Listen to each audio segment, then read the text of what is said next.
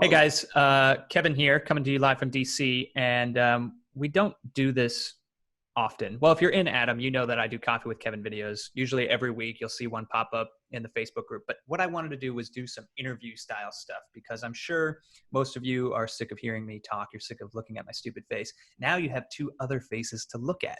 And those faces are our own ADPI ICC agents. Wynn Martin and Pat Wilver out of Savannah, Georgia. They're my agents. They're my team. I trust them with my life.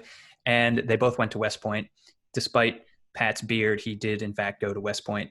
And they're crushing it in Savannah. Their whole operation is growing and just exploding there in the market as they do really, really good business.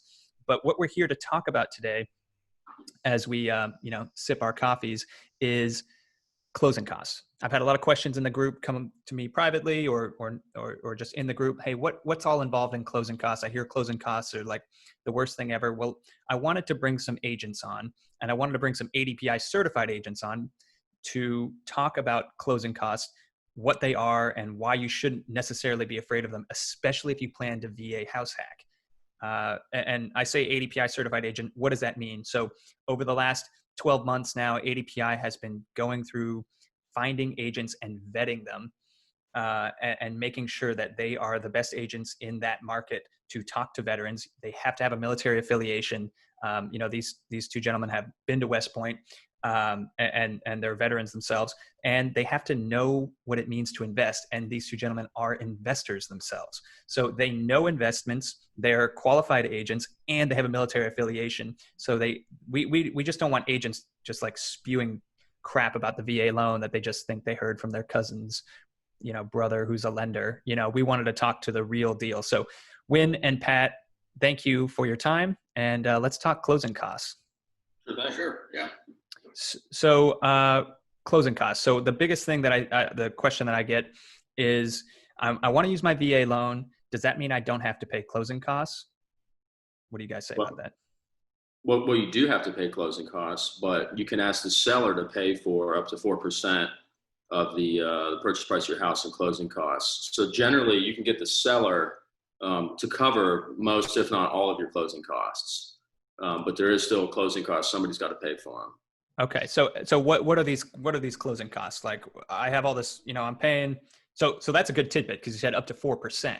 So that means that, if your house is $100,000, I mean, shoot, man, you can get $4,000 paid for by the seller if you negotiate, right? Is that math right? Yes. When you're writing a contract, make sure that your agent is asking for appropriate amount of closing costs, maximum amount if you can.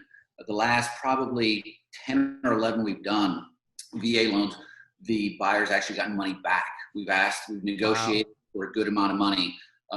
Typically closing costs are 3 or 3.5% on a VA loan in our market. So if you ask for 4%, they pay too much, you get a little bit back. And it's nice to buy a house, no money down, and get a check back for, like $1,500. Can't beat that. Sure can't. So you're getting paid to buy your investment property. A lot of times you can. Whoa. Yeah. That's wild. Yeah. So when these closing costs break out, who's getting paid? How much are they getting paid typically? And why? Well, I mean, first you have an attorney, right? You got your closing attorney. Some states, I don't believe, use attorney. We're in Georgia, so any kind of, anything we talk about is going to be specific to Georgia. Some things will be different. In Georgia, we have a closing attorney. Their take is usually attorney-related closing costs, usually like $2,000 to $2,500 bucks. And that includes a big line item of things. I'm holding up an Alta settlement statement right here. So under the line item, title charges and escrow settlement charges, you have title insurance for the owner and for the lender. In this case, this particular example, this is about a $200,000 purchase price, 100% loan to value VA.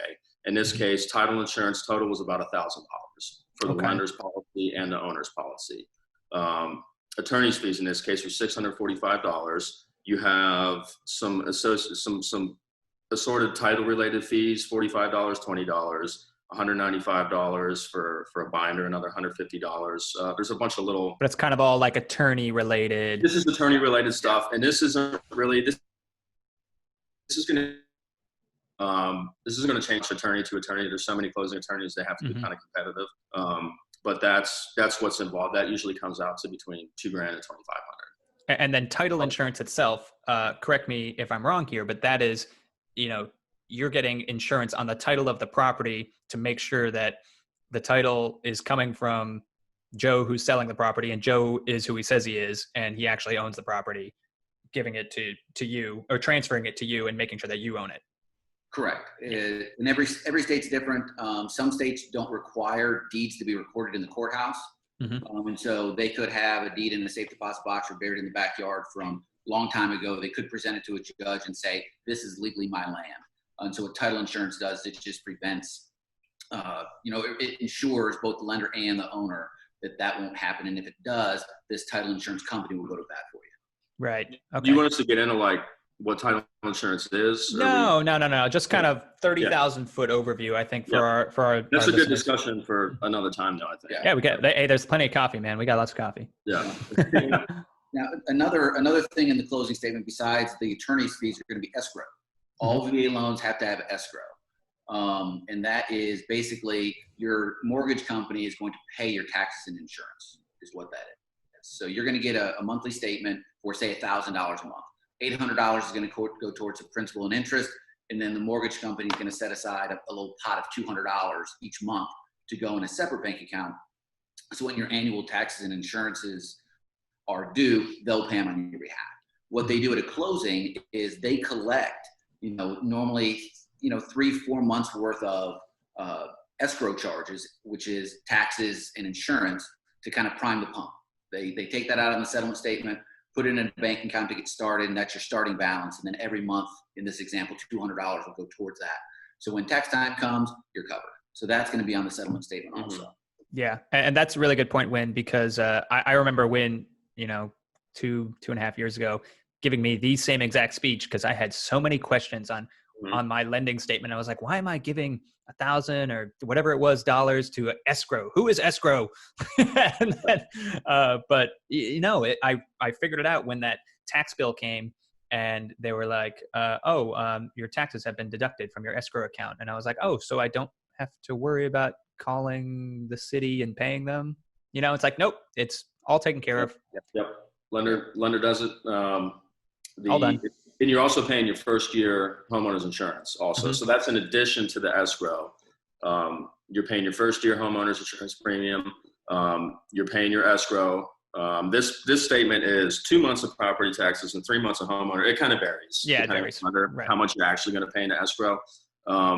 And we're talking taxes and insurance. You're going to pay your part of the year's property tax bill at closing. So that's also going to show up on your statement. Yep. Yeah, absolutely. One of the biggest dollar amounts that you're going to see on a VA settlement statement is going to be under loan charges, and it's all going to be different depending on the state and the lender. You're going to have appraisals, credit reports, flood certifications, e-recording fees, and then a VA funding fee. The VA funding fee you can't get away from. Now that will vary depending on your eligibility and if you're disabled and what % you are disabled. So fees, talk to an ADPI lender to see what those fees would be for each specific person. But those fees get rolled. The VA funding fee gets rolled into your loan. More than likely, I would recommend that it would. But that's also going to be on the settlement statement. You're going to see a whole chunk of loan items, origination fees, lender credits, all that kind of stuff will be on the.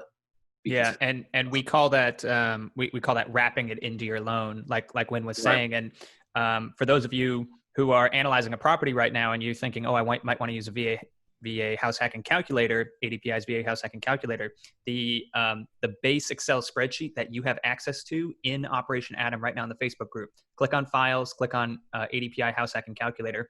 That will it gives you the option to roll all of your closing costs into the loan. Not just your VA, but you can roll everything that you want and customize that property and that analysis the way you want it. So make sure you guys are using those products because they're super helpful. What other fees are we talking about? Right. So we got the funding fee. We talked about taxes. There's different kind of taxes. So of course there's your property tax that you pay to the city and the county. But whenever you purchase a property, you have taxes related to transfer of the deed, basically. In the state of Georgia, you'll have a transfer tax and an intangible tax. Transfer tax is always paid anytime anybody buys a property. Even if you buy it cash, you're paying transfer tax. In Georgia, that's $1 per $1,000 of purchase price, right? Mm-hmm.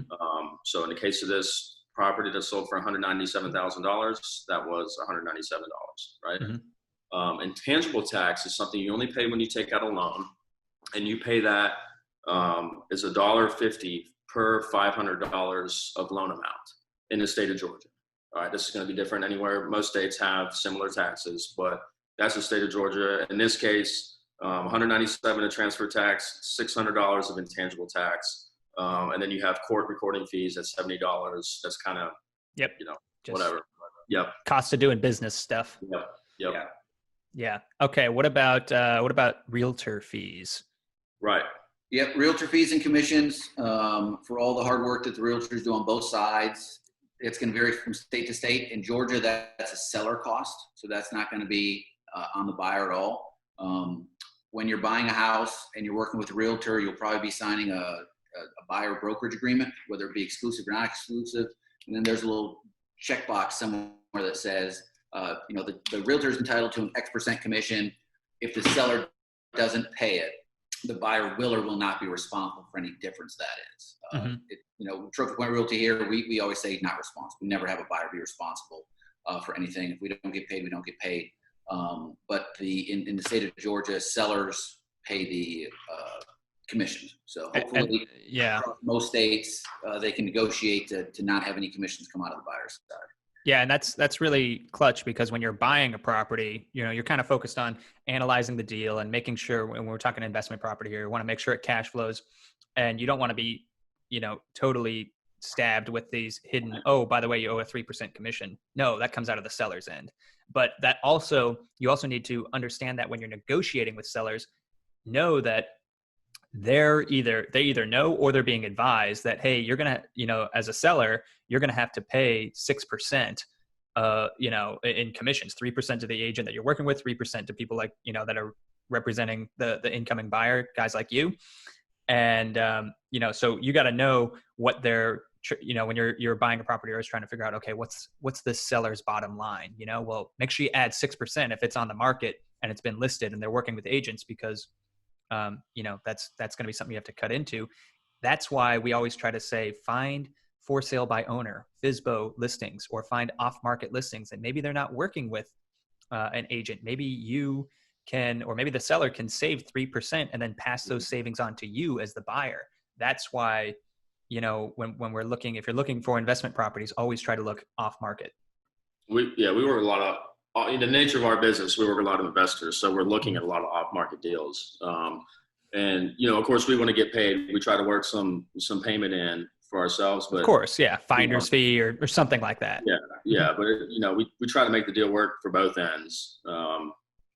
We'd rather not get paid a whole lot and get a deal to work, than some money's better than no money. Because that investor is going to come back to you over and over and over again. Yeah. And so it generally, it's going to come back to us, one way or another.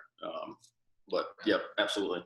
Yeah. And then the last part of our settlement statement here in Georgia is miscellaneous. There's a big spot for miscellaneous charges. That's going to be home warranties, termite bonds, HOA fees, any liens that need to be paid off, your upfront homeowner's insurance. That's going to be down there in the miscellaneous. Home warranties, exactly. If you do a 1 year like an Old Republic or American Home Shield home warranty, that'll be down here. Termite bonds, termite letters, any of that stuff will be in the miscellaneous. So, it's going to be a couple pages. It's, usually 3 pages. It's like 3 pages, and it's, it's a whole bunch of nickel and dime stuff. But definitely have your lender go over it. We didn't get prepaid interest yet. And have your realtor go over it so you understand what everything is. Prepaid interest. So if you close on a property, this is June, right? So you close on a property on June 15th. You're going to owe the lender at closing interest from, the day you buy the property till the end of the month. Kind of like a prorated, like if you're renting, you have to pay prorated rent if you move in on the 15th. Yep. Just interest though, not premium also. You're just paying interest. But your first mortgage payment won't actually be until the end of the first full month. So if you buy it June 15th, you're not going to have a payment on July 1st. You're going to have a payment on August 1st. Exactly. So there's some ways that you can kind of, play the timing game. I mean, I kind of like, if you buy a property at the beginning of a month, you almost have 2 free months. Yeah, almost of like You free have mortgage. your, Yeah. And especially yeah, if you have a tenant in there, or you can quickly get a tenant in, if right, we're talking an investment property here, you might be able to bank an extra month of cash flow that right. you're not, Yeah. And that makes a big difference. Yeah. Yeah. We just did a refi on a duplex of our house hacking, and we timed it pretty well. We're not paying a mortgage this month, but we're still getting the rent. I mean, that's pretty cool. So can't beat that. Yeah. All right, guys. Well, thanks. I think we covered most of it. And like Wynn said, there's a lot of, it appears like there's a lot of nickel and diming, and like everyone's trying to get their end. But also remember, in the real estate industry, the entire industry is built around helping buyers find a home. So everyone is working for you. The lender's working for you. Your lawyer's working for you. Your agent's working for you. The title company is working for you. All of these players, they all come together, and yeah, they all need their little piece of the pie. But ultimately, the way the system is set up is that they want people to buy and own homes in America. Like they want people to, the government and everyone, the system wants people to own homes. So if you can go in and buy smart, we always say buy smart up front, buy right up front, you can use all of these subsidiary services to help you. And honestly, it does make your life a lot easier. I mean, especially if you're an out-of-state investor like me, I rely on guys like Wynn and Pat to do a lot of the hard negotiating for me. I mean, I give them parameters and stuff, but they do the negotiations. They go and walk properties for me. They send me videos. Well, I can't fly down to Georgia to go look at a quadplex, but these guys can drive, 5 minutes away. But of course, they're going to get their end, or whether it's finder's fees or commissions or whatever. But you just do what's right on that end. So if y'all have any other questions, Pat and Wynn, Pat, where can our viewers find you or get in contact with you? Yeah, so we're on Facebook and Instagram at Trophy Point Realty. We don't trying to get better at content creation and putting more stuff out there. Usually we're too busy hunting deals on our pages. We got a website, trophypointrealty.com. Okay. We got a little blog on there that, I try to write on a decent amount. Again, we get busy, but look us up. Cool. Absolutely. Yeah. Trophy Point Realty, Wynn Martin, Pat Wilver. These guys are crushing it in Savannah. So if you're interested in Savannah, first reach out to me because I can hook you up with all of the market analysis that you need. And then I will send you directly to Wynn and Pat to help you get some investment properties. There's a lot of cash flowing going on down in the South, and you should get on it while the getting's good, as they say. So thanks, guys. Thanks for taking the time. And I hope that we can continue working with you guys and maybe do some more of these coffee with Kevins in the future. Hey, right on. Anytime. Thanks. All right. Talk to you soon. Thanks, man.